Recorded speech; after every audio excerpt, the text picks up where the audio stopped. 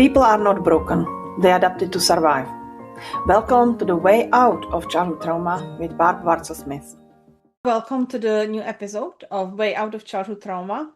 And today I have here with me Deborah Higgins. And Deborah, it's an amazing lady who wrote the book, which you can buy on Amazon, which is called A Cure of Anxiety, Biblical Truths and Metaphysical Practice to Overcome Anxiety, Panic, Social Anxiety, and Agoraphobia. And she overcome a lot in her childhood and her life, living with alcoholic mother and distant father, physical, mental abuse. But she kept going and managed to work in higher education, then even get her master's in social work and work in the mental health hospital. So I'm really pleased to have Deborah as the guest on the I'm podcast. pleased to be here, and thank you very much for having me. You shed light on this for change. Yeah.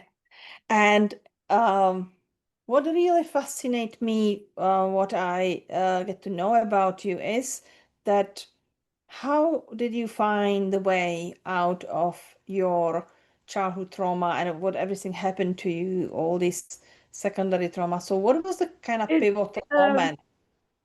Well, I usually like to start by saying first off what agoraphobia is, because a lot of people don't know what it is. And it helps to explain that a little bit.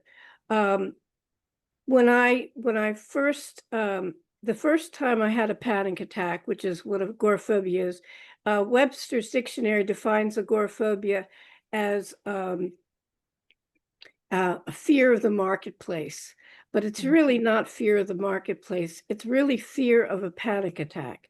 It's fear that you're going to have a panic attack if you go the place that you went and you had the panic attack.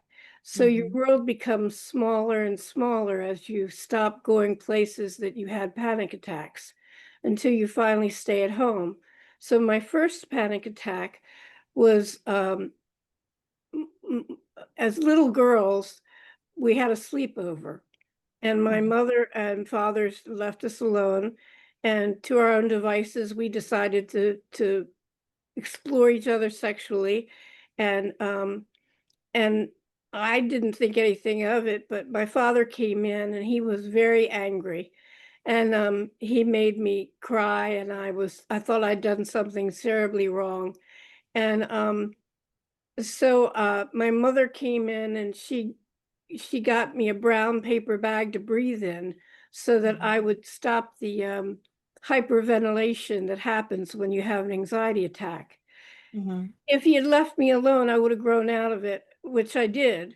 But for the longest time, I thought, oh my God, my father thinks I'm lesbian. He thinks I don't like boys. Well, I tried to make him realize that that's not the case because I was very promiscuous in high school and college.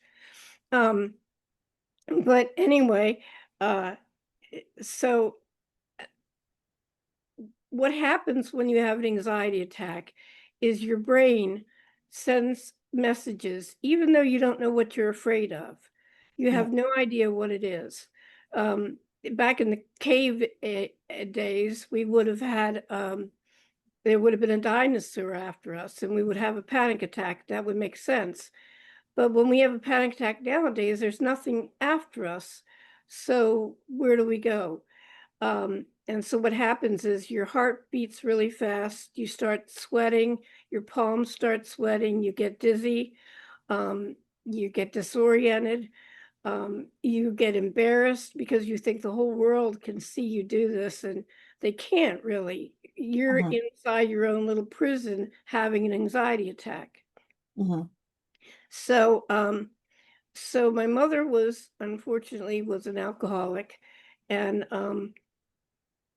when she was drinking, I was afraid to go to school because when I came home, I didn't know what was going to be there when I got there. Was she going to be drunk and my father and mother are going to fight and scream and do all that, or was she going to be okay? And it got to the point where I finally couldn't go to school anymore. And so I was really afraid of school. And I stayed in for a year when I was 13, and I didn't go to school at all. But for me, that year was the best year I've ever had. Because I was able to watch all the old movies from the 1950s and the 1940s, and I was able to read the Bible, and I was able to read a great deal. I think that maybe all schools should have a sabbatical, and you can go out for a year and just do whatever you want, just study whatever you want. But anyway, it was a riotous year. She would take my sister and I on drives to my grandfather's house, and those were scary rides because you never knew whether the tree was going to be over there or the tree was going to be in our car in any minute. So that was very traumatic to begin with. She also tried to commit suicide, and she had sleeping pills, and I went downstairs once, and she was lying in the club room that we had. She was lying on the couch, and I tried to lift her eyelids up to see if she could see anything, and she was staring blankly ahead. So that freaked me out, and I tried to get my father to do something, but he said the neighbors would, I wanted him to call the ambulance, and he said the neighbors would be upset at that. I know, like I could care if the neighbors were upset. But I ended up with my grandmother and I walking my mother back and forth in the basement to get her roused. And then we gave her lots of coffee, and she somehow got out of it, thank God. And she never attempted that again, but it was scary enough and it was traumatic enough for me that, the thought of losing my mother at that point in my life was just because when she wasn't drinking, she could be as funny and warm-hearted and sweet as she could be. But when she was drinking, she was hell on wheels. Yeah. No, that's really moving story. It's a lot of childhood trauma you went through and that, and it's really great that you are open speak about that, because I think that with stories like this, a lot of people who even listen to us probably can relate to, and a lot of people don't speak about it or feel like they are only one would happen to them. But latest statistic actually, unfortunately, saying that about 80% of children suffer with childhood trauma or Yeah. adults, so we have different stories, but a I lot of think anybody who has a mother or father who's an alcoholic, if they go to Al-Anon, I think it's a really good place to go. I'm 100% on Al-Anon. When I first went to Al-Anon, it wasn't until I was about 22. And I thought I was betraying my mother when I walked into the Al-Anon room. And I wasn't, because I ended up laughing, and people told their stories, and we had this camaraderie that we all realized what was going on, and we shared our stories of abuse, and we realized that it just didn't happen to us, it happened to a lot of people. Yeah. So so then I worked in higher ed. A lot of why I couldn't make as much money as my sister made is because I couldn't travel when and most jobs want you to travel someplace. Yeah. And, I there's three types of agoraphobia. The first type is you can't go out of your house. And the second type is you can get out and you can go local places and you're okay. And I went lots of places with partners, with friends. But the third stage is where you can't go by yourself in a plane someplace. And it's not because you're afraid of the plane, it's you're afraid of the not being at a safe place. Yeah. So, and the safe place was home. Mm-hmm. So I ended up I ended up going to work at higher ed. And then I decided to go back at 62 and get my master's in social work. And all my family said, "You're crazy. Why are you going to do that? You're 62 years old. You're going to retire soon." And I said, "Not me. I'm not going to retire. I'm not going to stop." And so I went and got my master's in social work. And I found when I was doing the social work that even though my focus was on mental health, I wasn't as keyed to mental health as I thought I would be. And I really wanted to be a life coach. And that's what I'm trying to do now, is try to get some clients to be a life coach, because they focus on the present, on what's going on in your life right then, and not what happened, ages ago. Yeah. Yeah. Yeah. So I did that, and then I decided to write this book. And it actually came pretty fast. I had gone to a psychiatrist when I was going through the trauma. The year that I didn't go to school, my mother had a psychiatrist by the name of Dr. Fitzpatrick, and he was wonderful. He's passed away now since, but he used the metaphysical, the visualizations, to help me to get to school. And the way he did it is I would sit in a chair and he'd sit in a chair next to me, and he'd relax me by mentally having my feet relaxed, and then my knees were relaxed, and he'd say they're warm and comfortable and tired, and he used that hypnotic voice. And he showed me that I was really hypnotized, because he asked me to move my arm up, and it was light as a feather. It was the strangest thing I ever felt. But he took me on these visualizations where I would go in a car with him visually, mentally, to school, and to get in the car and to go down to the driveway, and to drive around the corner, and take me visually, mentally, all the places to open the door to the school, and to go in and sit down in the classroom.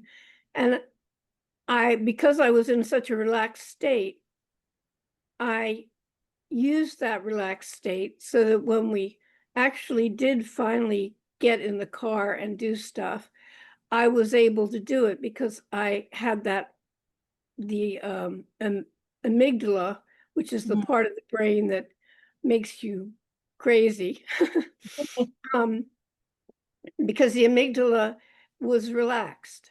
Yeah. And Amygdala working our survival mode, is it? Amygdala starting the fight and flight response. So when we relax, when we realizing that there is no any dinosaur or tiger around, the amygdala can be quiet and that have the purpose, but not all the time on. So yeah, that's great that it's worked for you, and that you actually in that time was able to get somebody like that. Not everybody in that time. Yeah, he was really ahead of his time. And he believed in meditation. And I still meditate. I think meditation is really great. You focus on your breathing, and you slow down your breathing, and that translates into times when you're under stress. So I have an app called Insight Timer. It's a wonderful app, and it has all these guided meditation fantasies that you can go through with the person on the other end. And it's, I don't know, it's like $59 a month or something like that, but it's for a whole year. It's not $59 a month, it's $59 for a whole year. That would be expensive. But and it really helps you a great deal to, go through this. So Deborah, tell me, how do you see it in that point of view of biblical truth, because I see it as the working with our mind and helping ourselves is aligned with what we as Christians are taught. Yeah. So how do you explain to somebody if Billy Graham wrote a really good sermon on anxiety, and he said he wouldn't call this the age of, the age of the technical, he would call it the age of anxiety, because he said we're anxious all the time. And one thing Jesus said was not to be anxious, consider the lilies of the field, they neither sow nor reap, yet Solomon in all his glory is not arrayed as one of these. So in my prescription for the biblical truth part of my prescription to get over the anxiety, I have them read Psalm 91, which is a beautiful psalm, and it talks about God's protection. And it's a long psalm, but it's so worth reading every day. So I have them read it twice a day, morning and night. And it's real important to do the exercises the way that they're laid out in the book, because if you don't do them every day, it doesn't help you any.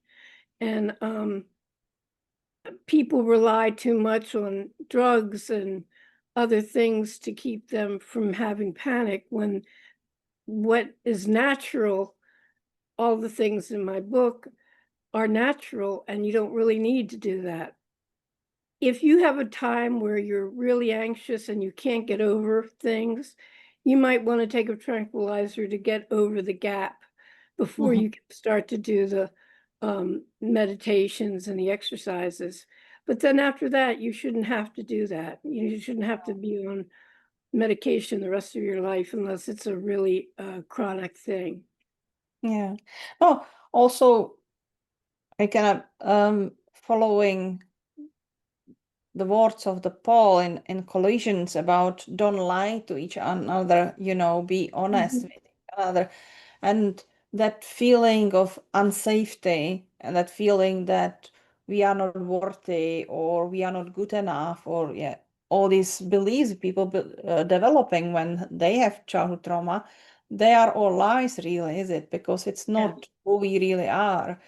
And the finding who we can be without trauma. It's very interesting. I'm always very excited when I see people how they start discovering who they are and what they can, like going to study in 62, that there is no time limit on what we can achieve. And that's what bringing joy to my life, to seeing people changing to in any age, from teenagers to the I think that my oldest client was 82 years old. Yeah, that's great. Doesn't really matter what age it is. It's we always can recover and we always can change the life to better. I always encourage, when I hear somebody say they're too old, I tell them, no, you're not too old.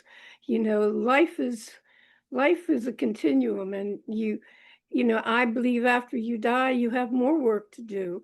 So why are you putting things down and not doing them now? When you leave this earth, you probably have more things to learn. And so to stay in the learning mode. And I'm a real believer in lifelong learning. I think it's really important.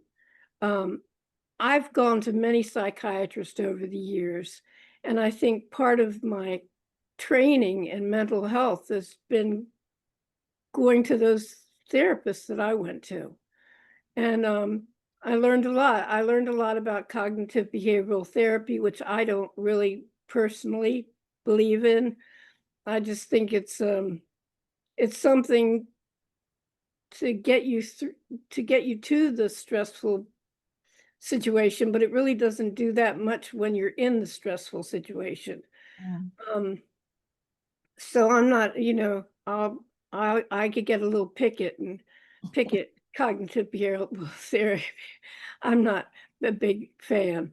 But I am a big fan of my book, which you can get, by the way, if you go to Deb K. Higgins coaching.com.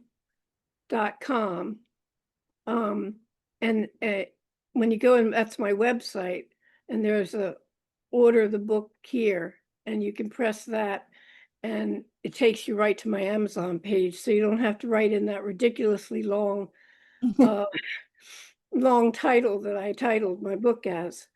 And I just also this week I just published my workbook that just it doesn't have the memoir part in it, but it's good for kids too, because they don't have to read about all the trauma. They just read and do the exercises. No, that's great. I think that people always looking for some practical tools they can use for self-help, especially now when many people struggling financially, and not everybody can afford to go and have the coach or therapist. Right. But it's always good if people have access to what they can help them. So I will put to the links to the description of episode for the Deborah's website, so you can find it there Mhm.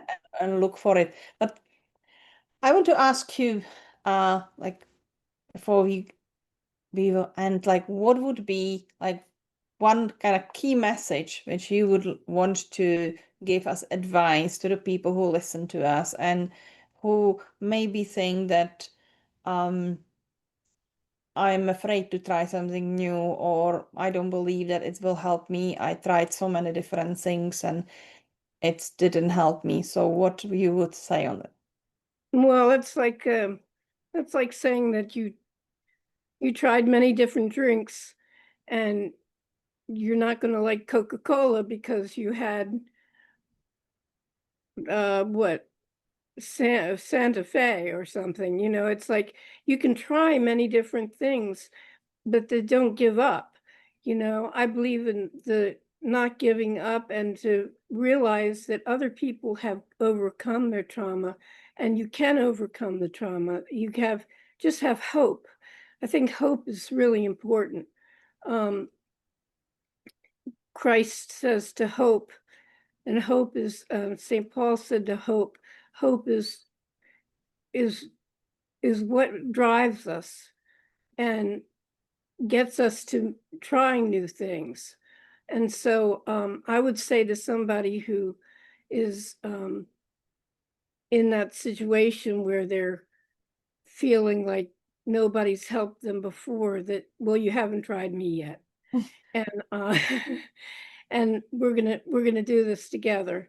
I have a coaching business. They can call me and we can do this together. And I have a free coaching. They can call me for 50 minutes and I'll do it for free. Um, if finances are a big part of it, but Mhm. at least they'll get a taste of what it's like to try something new, to Yeah. just talk to somebody and get it out and see, what what is blocking them from trying Mhm. something new. Yeah. Oh, I'd say, oh, that's a great advice. Thank you. And I think that it's about that um hope is in, you know, it's why I named this podcast Way Out of Childhood Trauma, because there is the way out and we all deserve to live fully, right. purposefully and happy lives and not be affected on trauma. And as you can hear, there is another one, Mhm. Deborah Higgins. You can contact her if you feel that she's the person who can help you. And I think that is very important to see that there is a lot of people around the world who can help uh, Mhm. you with the childhood trauma. And it's always best to choose the person you feel that you kind of fit in, you feel their energy is the right for you. We all have different experiences, we have all different approaches in some level or some Mhm. but the hope is there and it's possible. So thank you very much, Deborah, to coming on. Yeah, you're welcome. I enjoyed this immensely, and um, I wish I could. You almost wish you could go out in the audience and start talking to them and get them to get excited about life again, because life can be great. I still do my meditation exercises and my visualizations, and I'm still challenging myself to go places, and I never give up doing that. I just you just keep trying, and you'll make it. You'll make it for sure. Thank you. Yeah, absolutely. We can expand our boundaries, we can expand our comfort zones, and we can get this freedom to be just ourselves and enjoy the life and going places and doing things. So if anybody feel that it will help them to connect Deborah, I would strongly encourage you to do that and get out of your little world, make it bigger, make it huge. So thank you very much for coming, Oh, and thank you. see you. Thank you for having me. You're welcome.